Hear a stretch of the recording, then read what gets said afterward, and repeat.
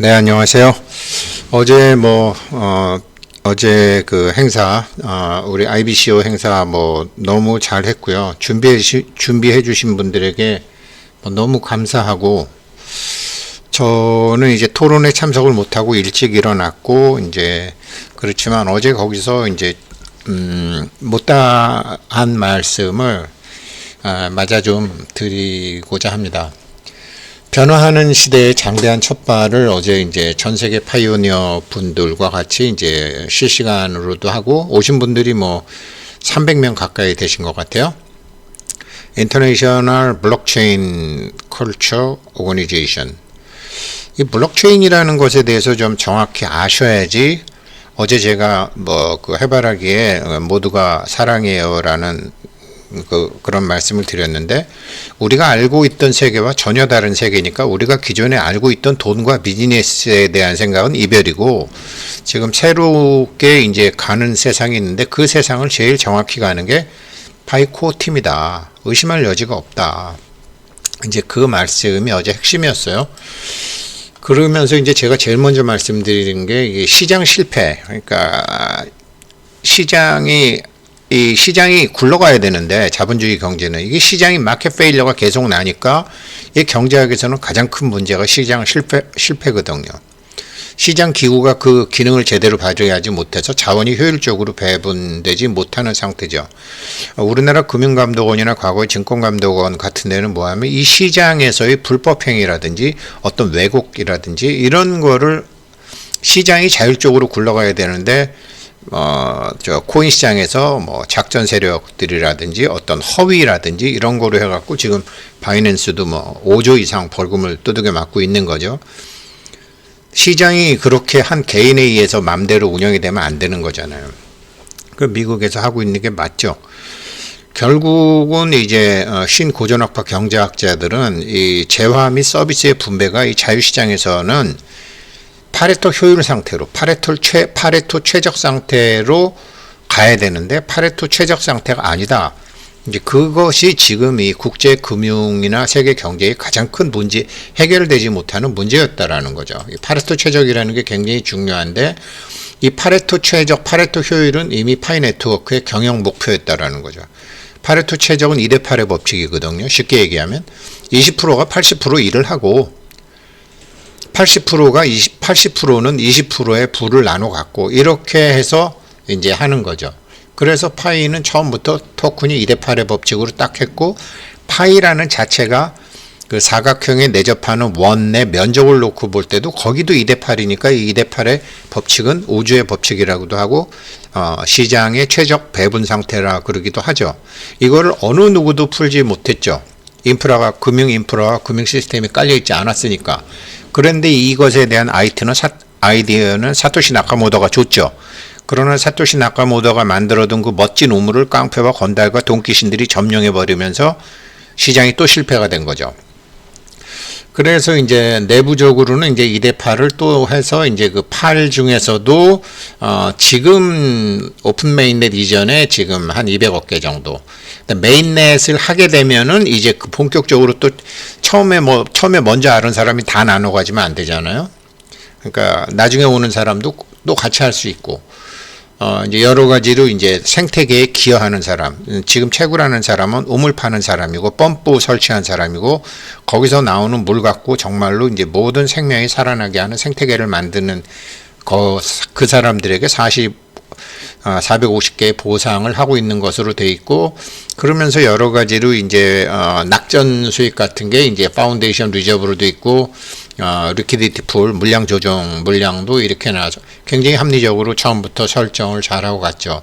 그래서 파이는 분명히 파레토 최적 상태를 시장 실패의 확률을 줄이겠다는 의도로 나온 것이 틀림없다. 이게 어제 말씀드린 거고요. 이 비트코인이라는 게 나온 거는 돈과 비즈니스가 존재하는 방식에 대해서 근본적으로 다시 생각하게 만들었다라는 거죠. 우리가 알고 있던 돈 버는 방식, 우리가 알고 있던 비즈니스 방식과는 헤어질 결심을 해야 된다라는 거죠. 그래서 제가 어제 일주문 예를 들어서 일주문 안과 박을 말씀드리기도 했는데, 세계 80억 인구가 동등한 조건 아래서 경제 활동을 할 수 있게 하는 방법도 논의 중이고, 그런데 비트코인은 투자 대상이고 돈 버는 놈과 손해 보는 놈을 만들어내는 일종의 도박이다라는 주장도 있고, 그래서 그러나 비트코인, 이 암호화폐의 대단한 점은 다양한 능력, 아이디어, 지식, 배경을 가진 사람들이 시장에서 평등하게 경쟁할 수 있는 수단이 될 것이라는 희망이 있었었죠. 돈키신들이 달라붙어서 과점하기 전에는. 그러면서 이제 이게 처음에 채굴 할 때는 토큰, 요즘 클라우드 펀딩 같은 거 하는 것처럼 꼭 자산 운용사나 은행을 거치지 않고서도 이 블록체인 마켓에서 시장에서 가치가 평가돼서 투자금을 구할 수 있다.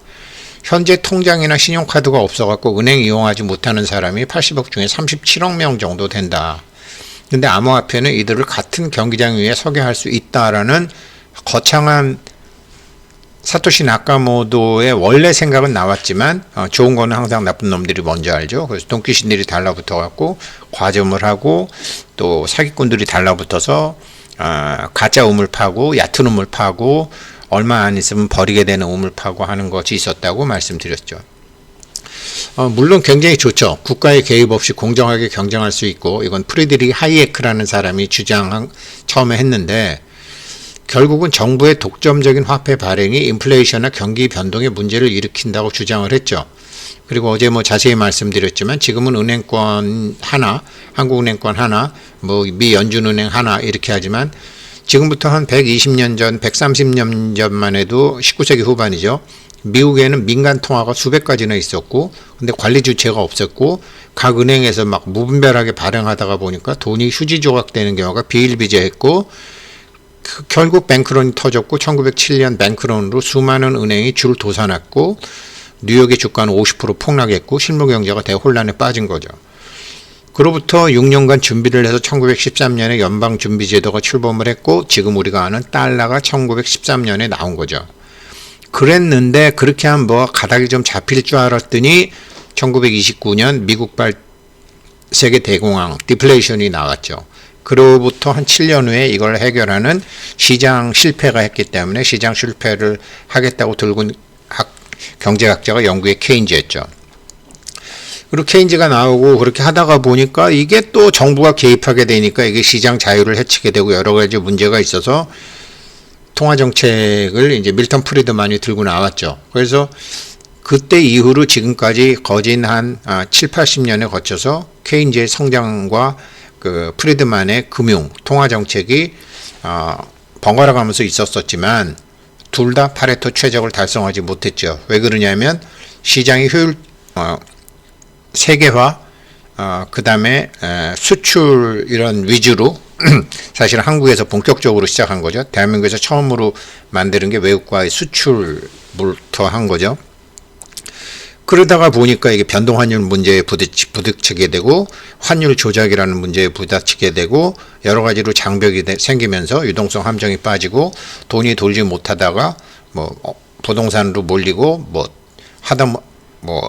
코인으로 몰리고 어디로 몰려갖고 거품이 나갖고 터지고 이런 시장 실패가 계속 있었었죠. 모세혈관이 인체 끝까지 가지를 못했던 그런 문제가 있었었죠. 그래서 파레토 최적이 안 된 거였죠. 근데 어제 이제 주제가 디지털 화폐 경제였는데 안동수 박사님이 발제하신 건데 디지털 화폐와 디지털 경제는 다르다라는 거죠. 물론 이제 앞으로 지금 모든 것의 가치를 자산 가치로 평가해서 원 기준, 달러 기준, 유로 기준, 엔 기준 이렇게 다 하는데 여태까지는 돈이나 금이나 은이나 상품, 토지, 지적재산권, 노동력, 마일리지 이런 게 다 달러나 유로나 법정화폐 기준이 되었지만 이제는 항공권 마일리지라든가 스타벅스 이렇게 커피 먹을 때 이런 게 애플 스토어에서 그 적립금 같은 것을 자기 월세 들고 다니면서 쓰는 그런 자산 가치로 쓰는 게 일반적이었죠. 최근까지는 젊은 세대들 많이 쓰고 저 같은 이제 손가락 치매 환자들은 잘 못 쓰죠.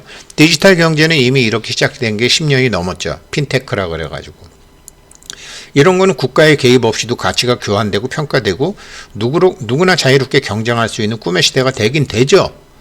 그런데 디지털 화폐는 다르죠. 디지털 경제는 그런데 디지털 화폐는 다르죠. 그래서 이제 디지털 화폐를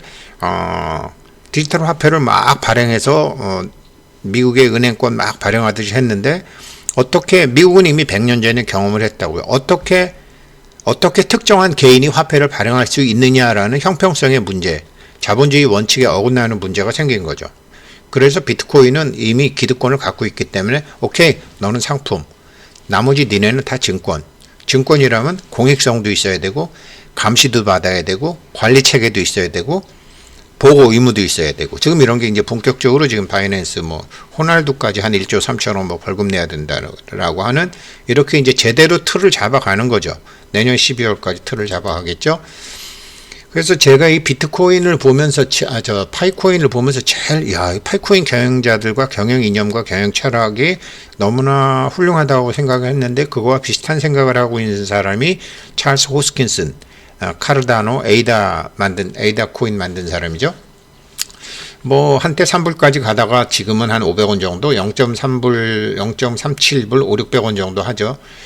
이 사람이 작년에 로드맵을 발표했죠. 로드맵을 발표하면서 뭐 아프리카에다 뭐 한다, 디앱을 공개한다, 오픈소스 공개한다, 굉장히 선한 행위를 만회하는 사람이라서 파이코인과 비슷하게 봤는데 이거는 완전히 클래스가 다르다라는 것을 제가 알게 됐죠. 왜 그러냐면 에이다는 코인 갖고 착한 일을 하겠다라는 거고, 파이코인은 착한 일을 하겠다라는 게 아니에요.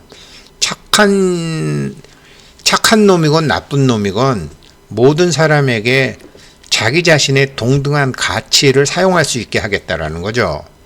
그래서 제가 어제 모두가 이별이에요, 모두가 사랑이에요. 이 여자 사랑할 줄 아네.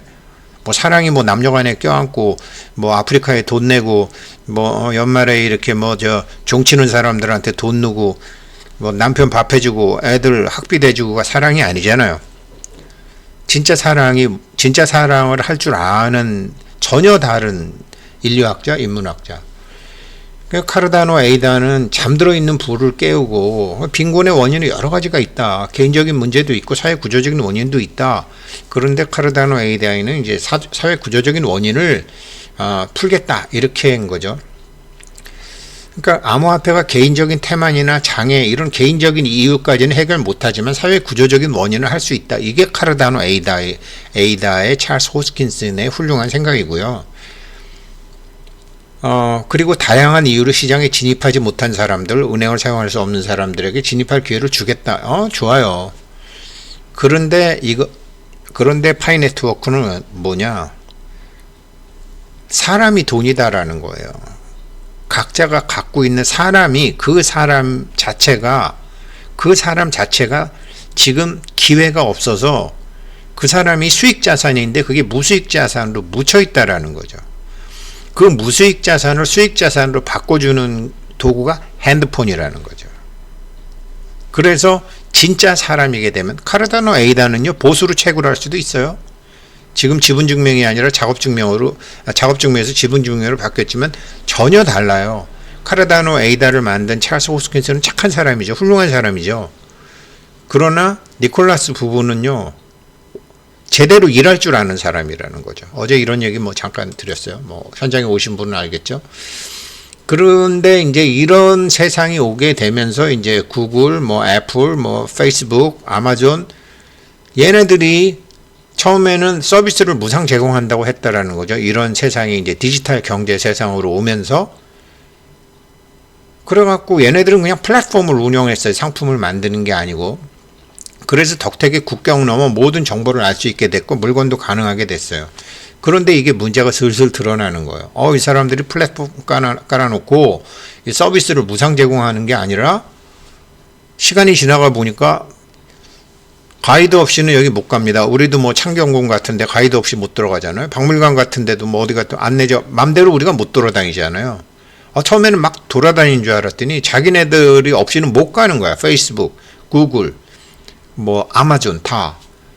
그리고 이게 무료인 줄 알았는데 이게 너무나 많은 걸 갖고 있는, 나의 취미, 사생활, 구매 이력, 뭐 내가 어떤 내용 다 갖고 있는 거예요.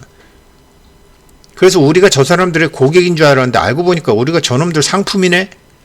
구글, 애플, 페이스북, 아마존이 우리가 상품이야. 결국은 우리는 파우스트처럼 우리의 영혼을 쟤네들한테 팔아 넘긴 거야. 이게 여기에 이제 해서 리브라라는 코인 만든다고 그러다가 페이스북 한번 두들겨 맞았죠. 뭐 미국에도 똑똑한 사람들 많으니까 왜 그렇게 하려고 그런지 다 아니까. 거기다가 정부나 이제 이런 막 빅데이터를 갖게 되니까 이게 선거, 막 언론 개입, 인간 자체를 지배할 생각을 가지게 된 거죠. 이걸 대표적으로 뭐 중국 특색 사회주의라고 그래서 중국에서 많이 하는 거죠. 이거를 인류학자, 역사학자로서 기술의 진보의 판을 정확히 읽고 있었죠. 야, 이게 사람들 정보가 어디로 팔려가는구나. 저 우버, 에어비앤비, 저기 서비스 중대로 막대하게 돈은 버는데 책임은 없네. 그래가지고서 이제 스마트 컨트랙트 한다 그래갖고 이제 그 웹 3.0을 주장하기 시작한 거죠. 웹 3.0도 정답은 아니에요. 그러나 일단 웹 3.0 없이 안 되고, 가령 웹 3.0의 이제 대표적인 게 이제 브레이브라는 웹 브라우저인데, 잊혀질 권리. 자기가 뭐 구글이나 어디에다 뭘 썼다. 그러면 그게 근데 자기가 기록을 다 삭제하고 싶다. 그러면 광고 보면 삭제가 되는 거예요. 이것도 굉장히 나중에는 클 수 있어요. 이렇게 되는 거죠. 즉 여러 가지 이제, 그러니까 이게 기술이 진보하게 되면 나쁜 놈들과 사기꾼과 돈 냄새에 맞는 돈귀신들이 제일 먼저 알거든요. 대부분의 사람들은 자기 할 일 바쁘고 그걸 잘 몰라요. 나쁜 놈들이 항상 먼저 알게 돼 있는 거죠. 그래서 이제 그런 문제를 10년간 지켜보던 이 사람들이 파이네트워크를 시장 실패와 국제금융과 변동환율과 금융시스템에 대해서 모든 사람이 그 개인으로서, 인간으로서 그 개인이 충분히 서로에 의해서 사랑받는다는 자기의 존재 가치가 인정이 되는 거죠. 그걸 화폐로 보상하는 거죠. 그게 파이챗과 파이어사이드 포럼의 보상 정책에 아주 여실히 나타나요. 저는 처음에 아니 이까진 거 왜 해? 파이챗 이런 거 왜 해? 파이사이드 포럼 이런 거 왜 해? 지켜보니까 아니더라는 거죠. 그래서 제가 이 여자 봐라, 사랑을 안 해. 어제 이제 그 말씀 드렸고요. 그 자본주의는 계속 진화 중이고, 이제 블록체인 기술은 궁극적으로 이제 거울이죠. 위조, 삭조, 변제가 불가능하고. 그러니까 정치인하고 인기인들이 블록체인 제일 무섭죠. 저랑 예전에 텔레비 같이 나오던 그 조영기 씨도 옛날 같으면 그냥 잊혀질 사건으로 지금은 그 다 드러나니까 텔레비를 못 나오는 것 같더라고요. 참, 뭐 그런 경우도 있어요. 그런데 이게 이제, 이게 정치 철학하고 사회 철학하고 돈 철학하고 결론은 같거든요. 그러니까 자기의 정체성이 있고 집단의 정체성이 있어요.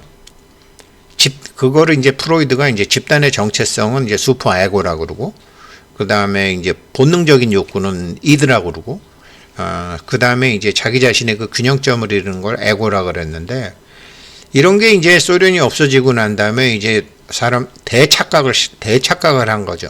자기의 정체성과 국가의 정체성과 자본주의의 정체성과 모든 걸 다 잃어버리고 완전히 뭐 이상하게 굴러가다가 한 30년 그렇게 굴러가다가 최근 들어서 정신을 딱 차려봤죠. 정신을 딱 차리고 나니까 이게 소련이 없어지고 나서 이게 자본주의가 이상한 방향으로 가고 있었던 거예요. 그게 KYC. 사람이 아닌 기계가 사람인 듯 하면서 어떤 사람들의 의식을 조작한다라는 걸 알게 됐죠. 그래서 이게 여러 가지로 이제 뭐 말이라는 것도 글로 적는 거지만 그 말의 강도라든가 리듬이라든가 속도라든가 감정이라든가 이런 거를 따라서 그 사람의 의도, 저게 농담인지 진심인지, 이게 사람들이 과잉 반응을 하는지 왜곡을 하는 건지 이런 거 갖고 맨 떠드는 게 유튜브하고 뉴스하고 텔레비잖아요. 이게 이렇게 되니까 권력자들이 공익을 보호해야 되겠다 이러면서 이제 생각하는 바, 말하는 내용, 표현 방식 막 제동을 걸려고 그러죠. 몇 년간 우리도 잠깐 경험했었죠. 이게 이제 북한이나 중국이나 이런 데서는 정부나 지도자를 비판하지 못하게 사람들 마음을 조작하려고 하는데 시장에서도 똑같이 이런 세력들이 있다라는 거죠. 이게 원래 이제 니체의 그 라스트맨이죠. 그 마지막 인간. 니체의 라스트맨을 잘못 해석해가지고 30년간 아주 세상이 이상한 세상이었는데 여기에 대한 답을 아무도 못 찾았어요. 이거를 이제 유발 하라리 같은 사람은 호모데우스라고, 니체처럼 라스트맨하고 이제 호모데우스하고 진화가 했죠. 유발 하라리가 진화했죠. 근데 호모데우스는 어떻게 살아야 되는데, 이거를 이제 유발 하라리는 뭐 이렇게 돈 나눠주는 거 있잖아요. 분배 자본주의, 기본 소득제, 이거 우리도 지난 정권에 잠깐 했었잖아요. 근데 그거는 사람을 사랑하는 게 아니죠. 그 사람의 가치가 온전히 드러나게 하는 거 아니죠. 이런 정치 철학이나 사회 철학이나 경제 철학에서 답을 못 찾고 있었는데 그 답을 딱 찾은 사람들이 파이네트워크예요. 그래서 제가 이거 일파에 천불 간다고 얘기하는 거예요. 맨날. 이 세계화를 주장하는 나라들이 보면 기술적, 경제적, 정치적으로 힘의 우위에 있는 나라들이었고, 이 사람들이 정의, 공평, 신뢰를 기반으로 질서와 규칙을 마련해야 한다고 주장을 해요. 그런데 블록체인 기술과 암호화폐는 그러면서 지들이 무슨 다보스 포럼이니 월드 이코노믹 포럼이니 해갖고 뭐 엉망으로 만들었잖아요. 이상하게. 그런데 세계 다보스 포럼 니네 없어도 블록체인 기술과 암호화폐가 있고 세계 정부 안 만들어도 파레토 최적을 달성할 수 있어. 이거를 2009년도에 사토시 나카모토가 아이디어를 준 거죠. 이런 거를 이제 보통 사회주의자들, 공산주의자들은 대부분의 자기네들이 다른 사람들보다 현명하다고 믿어요. 실제는 그렇지 않은데, 그래서 개돼지라는 말을 많이 하잖아요. 그래서 이 빅데이터, 이 데이터 자본주의로 왔는데, 이 빅데이터가 굉장히 좋은 방법이지만 독재자들에게는 자기네들 꿈을 실현할 수 있는 그런 거죠. 그 대표적인 게 중국의 소셜 크레딧 시스템이죠. 이름도 좋아. 소셜 크레딧 시스템. 근데 내 마음에 안 들으면 너 직장 못 다녀. 여행도 못 가. 은행 계좌도 동결이야. 디스토피아가 된다라는 거죠. 나쁘게 쓰이면 이렇게도 쓰인다라는 거죠. 디지털 경제라는 게. 디지털 화폐도 이렇게 쓰인다라는 거죠. 그런데 이렇게 이제 정치 철학과 이제 사회 철학에 이제 집단 정체성과 이제 개인 정체성이 있는데, 어차피 개인 정체성과 집단 정체성이 올바르게 가는 방법을 제가 보기에는 제대로 찾아낸 건 파이네트워크다. 앞으로는 이거는 금융 위기도 막을 수 있고, 여러 가지로 뭐 빈부격차 문제도 해결할 수 있고, 인간의 존엄성도 높일 수 있고, 그런 식으로 가고 있다. 근데 얘네들이 내가 생각한 것처럼 진짜로 하느냐? 제가 생각한 것보다 훨씬 더 잘할 거예요. 왜 그러냐면 세상이 흘러가는 판을 정확히 읽고 있거든요. 그런 내용이에요. 어제 이런 내용을 20분 동안 하려니까 다 말씀 못 드려서 오늘 추가적으로 말씀드립니다. 네, 고맙습니다.